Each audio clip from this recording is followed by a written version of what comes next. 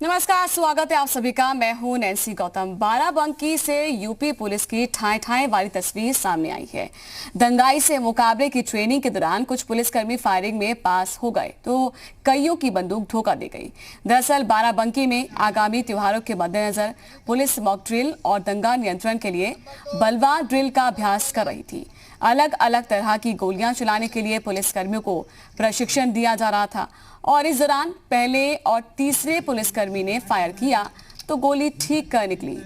दोनों ने राहत की सांस ली, लेकिन जब दूसरे और चौथे पुलिसकर्मी ने रबर बुलेट फायर की तो दोनों की फायर पहली बार मिस हो गई और पुलिस के लिए मुश्किल उस वक्त खड़ी हो गई जब तमाम कोशिशों के बावजूद रबर बुलेट की गोली दोबारा में भी फायर नहीं हुई। ये पूरी घटना कैमरे में अब कैद हो गई है।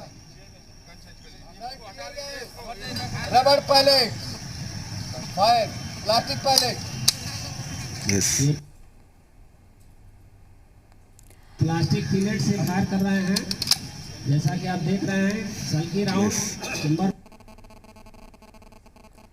में भरना है। आगे की तरफ मजल में प्लास्टिक पिलेट्स उसको लोड करना होता है, फिर फायर होता है। 4 हिस्सों में विभक्त हो जाता है। 4 बलवाइयों को एक साथ ये चोट पहुंचाता है।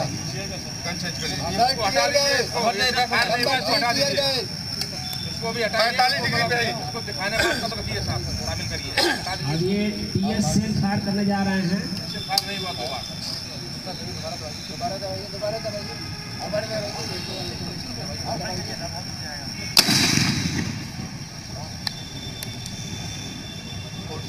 ये बलवाई यदि दूर है तो 45 डिग्री के एंगल पे यदि आप फायर करेंगे तो मैक्सिमम दूरी को ये कवर करेंगे।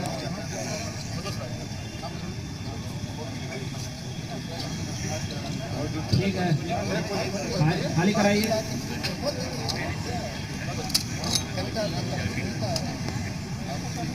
Number 4 plastic pilot sir. ये एंटी राइट गन है। इससे प्लास्टिक पिलेट्स और ये राउंड के साथ प्लास्टिक पिलेट फायर करते हैं, जिससे कि किसी भी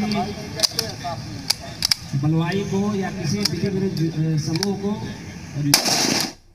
हिस्सों पे, नाजुक अंग पे उसका वार ना हो, इसका ध्यान रखा जाएगा। तो जब भी फायर करना है, कहाँ फायर करना है, कमर। तो ये एक्सक्लूसिव तस्वीरें आप देख रहे हैं। आपने देखा किस तरह से यहाँ पर फायरिंग कराई जा रही है। दरअसल ये मॉक ड्रिल है, ट्रेनिंग दी जा रही है, लेकिन यहाँ पर चौथे नंबर पर जो पुलिसकर्मी है, आपने देखा किस तरह से जो रबर बुलेट चलाई गई वो नहीं चली, बंदूक के जरिए फायर नहीं हुआ।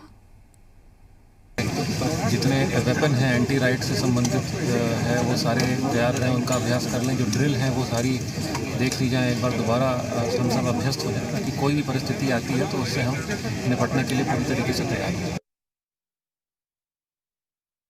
प्रैक्टिस का सेशन यहाँ पर था जिसमें जिलाधिकारी महोदय स्वयं उपस्थित रहे। सारे अधिकारी, राज्य अधिकारी, जिले के एसडीएम, सीओ सारे लोग थे। हम लोगों ने इसकी स्वयं भी प्रैक्टिस की और अपने सामने जो हमारे अधिकारी थाना प्रभारी थे उनकी प्रैक्टिस कराई। जितने भी प्रकार के हमारे पास उपकरण थे सभी का यहाँ पर प्रैक्टिस की गई है और ये लोगों में आत्मविश्वास आया है कि भीड़ को नियंत्रित करने में हम सफल रहेंगे। तो दंगाइयों से कैसे भिड़ेंगे एक सवाल है। जी मीडिया संवाददाता विशाल हमारे साथ लाइव जुड़ चुके हैं, सीधा उनका रुख करेंगे। विशाल, जरा आप बताएं, जो ये ट्रेनिंग चल रही थी किस मकसद से चल रही थी, ताकि दर्शक समझ सकें, क्योंकि एक मकसद तो ये है कि जो उपद्रवी हैं उनसे निपटा जा सके। कितने पुलिसकर्मी यहाँ पर थे और कितनी जो है यहाँ पर जो है फेल हुई? हमारे साथ एक्स डीजीपी हमारे साथ जुड़ चुके हैं एके जैन साहब, पहले उनसे बात करेंगे। विशाल, मैं आती हूँ आपके साथ बातचीत करूंगी और तमाम चीजें जानूंगी, लेकिन पहले हम एके जैन साहब के साथ बातचीत करेंगे। सर, स्वागत है आपका जी उत्तर प्रदेश उत्तराखंड पर। ये तस्वीरें सामने आई हैं, यहाँ पर पुलिस की ओर से ट्रेनिंग दी जा रही है पुलिसकर्मियों को ताकि उपद्रवियों से निपटा जा सके, लेकिन यहाँ ट्रेनिंग में ही जो है फायर नहीं हो पा रहा है, फायर मिस हो रहा है, तो ऐसे कैसे ट्रेनिंग पूरी होगी? नहीं, देखिए, ये इस समय बरसात का सीजन है और पुराना एमिनिशन जब रखा होता है बहुत, तो उसमें जो है कभी कभी इस प्रकार की रोक आ जाती है, कभी कभी इस प्रकार के मिसफायर हो जाते हैं। एमिनिशन की कोई कमी नहीं है, एमिनिशन और भी है। ये अच्छा है कि चिन्हित हो गया कि एमिनिशन जो है वो काम नहीं कर रहा है। कभी कभी ये इनमें वेपन्स में रोक आ जाती है, इसको हम लोग रोक कहते हैं, जी। रोक आ जाती है। तो मैं इसके लिए आवश्यक है कि दोबारा अच्छी तरीके से गर्म पानी से पूरी जिंदी लगा के बाकायदा वेपन्स की दोबारा सफाई की जाए और अन्य कारतूसों के साथ में या पता नहीं कौन से वेपन्स हैं, मुझे पता नहीं है किन से हुआ है, उनकी सफाई करके और पुनः फायरिंग कंटिन्यू करनी चाहिए और जो फायर नहीं हुए हैं उनको जो है वो निष्प्रयोज्य घोषित कर देना चाहिए। जी, आपके जरिए ये भी समझना चाहेंगे सर कि जो ये ट्रेनिंग है क्या एक लंबे अंतराल के बाद होती है, और ऐसा है तो क्यों पहले से ही तैयारी नहीं होती? हम जब देख रहे हैं इस मॉक ड्रिल में ही अगर फेल हो जाएंगे तो सवाल तो फिर उठ जाएंगे। देखिए, ऐसा है, जो हार्श रियलिटी है वो ये है कि फोर्स की बहुत कमी है उत्तर प्रदेश और 1.5 लाख की और भर्ती होनी है। हालांकि प्रेजेंट गवर्नमेंट में योगी जी ने करीब 1 लाख की भर्ती कराई है।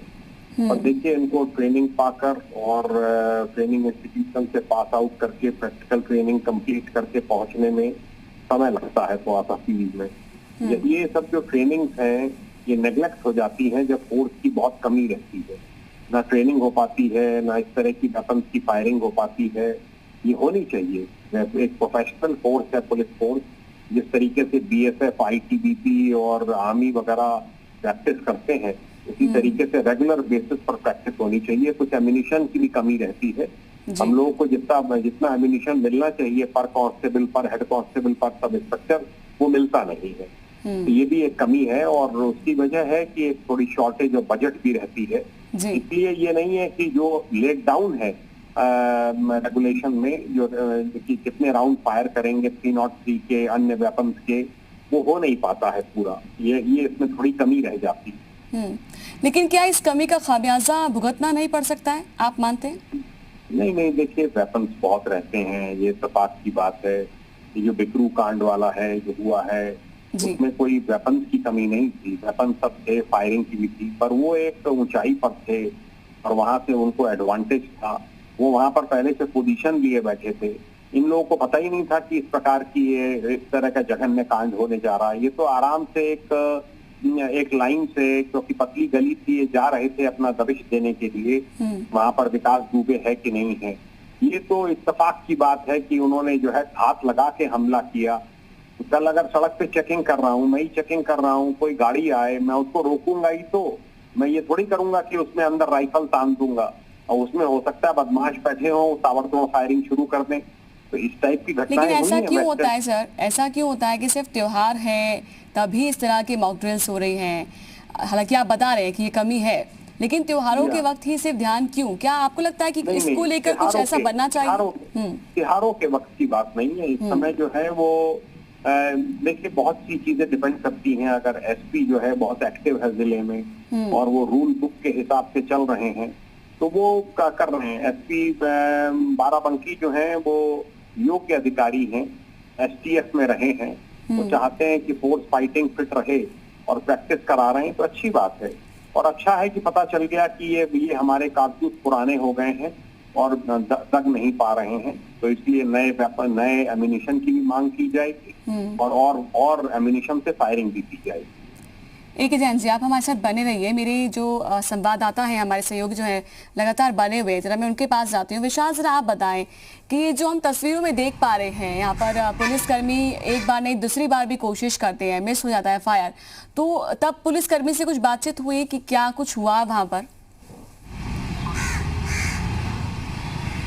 देखिए, जिस तरह से अभी एक एजेंट आप बता रहे थे कि तमाम ट्रेनिंग का प्रोसीजर होता है, लेकिन जिले के कप्तान किस तरह से रुचि लेते हैं ये उन पर डिपेंड करता है। इसके रूल बुक के अगर अनुसार देखा जाए तो बाकायदा पूरी ट्रेनिंग होती है, जितने भी शस्त्र होते हैं उनकी चेक होती है, यहाँ तक कि उनको बाकायदा जो है उनकी साफ़ सफाई होती है। और ये पूरा रूल बुक के अनुसार अगर मैनुअल देखा जाए तो ये एक कंपलसरी भी होता है। लेकिन सबसे बड़ी बात ये है कि ये जो तस्वीर आई है, ये तस्वीर तब आई है जब बल्कि बाराबंकी में दो पक्षों के बीच में ज़बरदस्त तरीके से जो है मारपीट हुई थी तादिया को लेकर, और उसके बाद जब इस तरह की चीज़ें हुई, मॉक ड्रिल हुई, तब वो जो वेपन है वो मिस कर जाते हैं, जो रबर बुलेट के जो फायर करने वाला वेपन है वो मिस करता है, और एक बार नहीं 2 बार।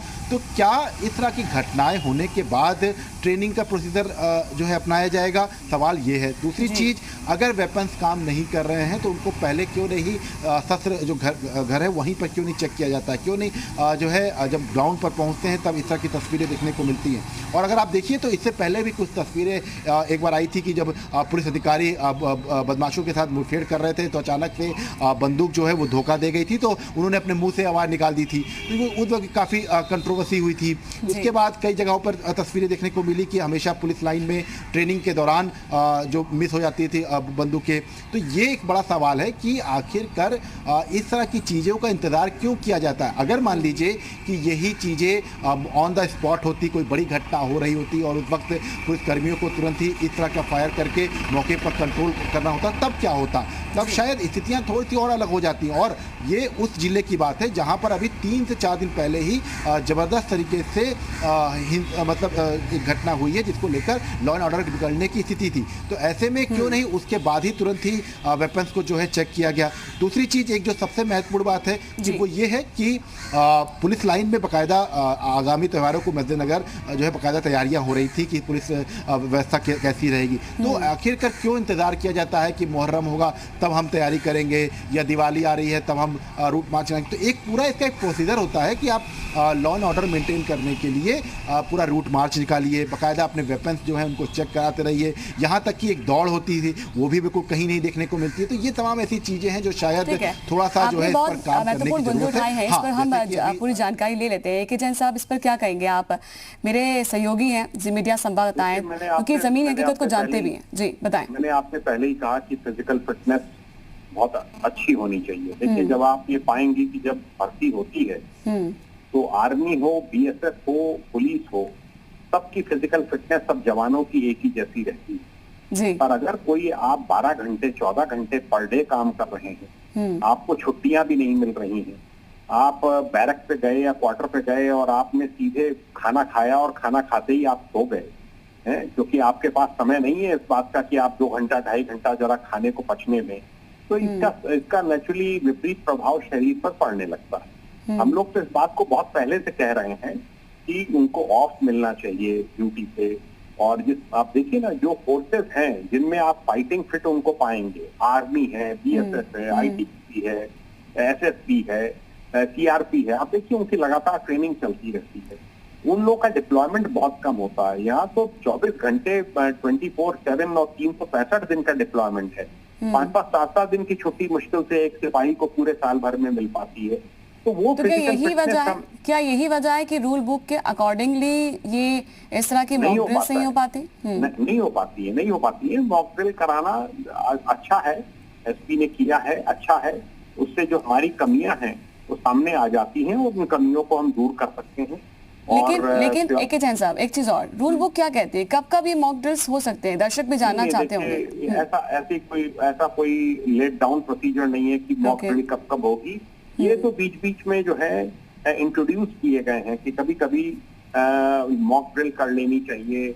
हमें बलवाइयों के साथ 2 तरफ 2 ग्रुप खड़े कर दिए जाते हैं पुलिस लाइन में, सामने बलवाई हैं, इधर पुलिस वाले हैं, फिर उसमें दिखाते हैं कि किस तरीके से ये हम लोग ट्रेनिंग इंस्टीट्यूशंस में भी दिखाते हैं कि अगर सामने से पथराव हो रहा है, सामने से गोली चल रही है, तो आप क्या क्या आपको करना है। पहले आपको चैलेंज करना है, फिर आपको लाठी चार्ज करना है, फिर आपको रबड़ बुलेट चलानी है, फिर आपको 303 का वेपन, अब तो खैर वो फेज आउट हो गया है, इंसास राइफल से आप फायर करेंगे, घुटने के नीचे फायर करेंगे। ये सब ट्रेनिंग दी जाती है, ट्रेनिंग है इन लोगों को, पर ये अच्छी बात है। मैं कहता हूं तो हम समझ रहे हैं आप क्या कहना चाह रहे हैं। शुक्रिया आपका एक जैन साहब हमारे साथ जुड़ने के लिए। और लेकिन जरूरत इस बात की है कि इसका भी कोई सोल्यूशन निकाला जाए। विशाल, आप भी जुड़े और तमाम जानकारी दी, इसके लिए भी शुक्रिया। आगे